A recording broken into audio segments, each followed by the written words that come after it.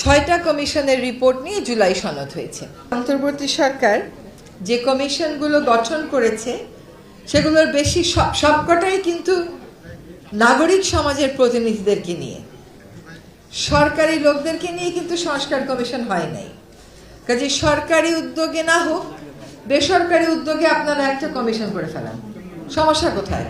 আমরা যে সংস্কারের দায়িত্ব নিয়েছি আসলে কার্যত 1 বছরের সরকার। প্রথম 4 মাস তো কাজ করারই কোনো উপায় ছিল না, এবং এখন শুরু হয়েছে নির্বাচনী জোয়ার। ফলে আমরা সত্যিকার অর্থে কাজগুলো করতে পেরেছিলাম ওই 1 বছর নানান প্রতিকূলতার মধ্যে।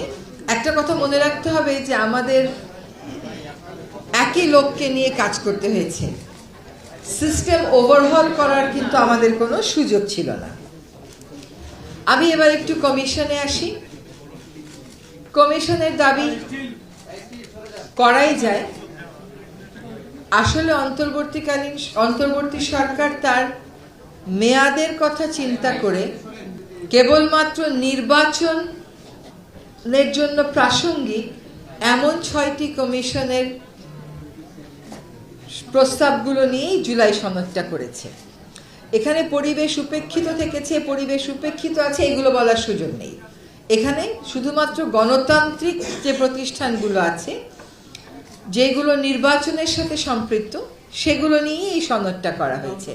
তার অর্থ এই না মিডিয়া, হেলথ এগুলো সম্পূর্ণ উপেক্ষা করা হচ্ছে। যদি 1 বছরেই সকল সংস্কার হয়ে যেত, তাহলে নির্বাচনী সরকারগুলো 5 বছর করে সময় নেয় কেন? আর কমিশন আর সংস্কার কবে থেকে সমার্থক হয়ে গেল এটা আমার বোধগম্য না।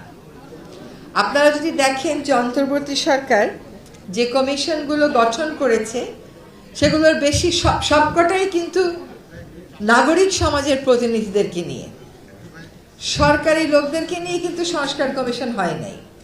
কাজে সরকারি উদ্যোগে না হোক, বেসরকারি উদ্যোগে আপনারা একটা কমিশন করে ফেলান, সমস্যা কোথায়?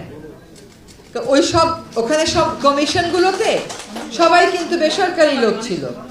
তো সরকার করলো না, আসলে সরকার অগ্রাধিকার দিচ্ছে না, বিষয়টা তেমনও না, সবকিছুই অগ্রাধিকার, কিন্তু আমাদের সময়টা তো অল্প সময়ের মধ্যে কোনগুলোতে আমরা ফোকাস করব এটা চিন্তা করেই 6টা কমিশনের রিপোর্ট নিয়ে জুলাই সনদ হয়েছে। এবার আমি আপনাদেরকে 2টো উদাহরণ দেই।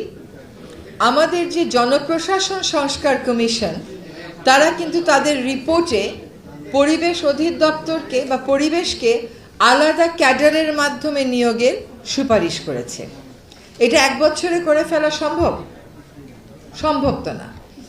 একইভাবে আমাদের সংবিধান সংক্রান্ত যে কমিশন কাজ করেছে, তারা মৌলিক অধিকারের মধ্যে পরিবেশকে মৌলিক অধিকার হিসেবে স্বীকৃতি দিতে সুপারিশ করেছে।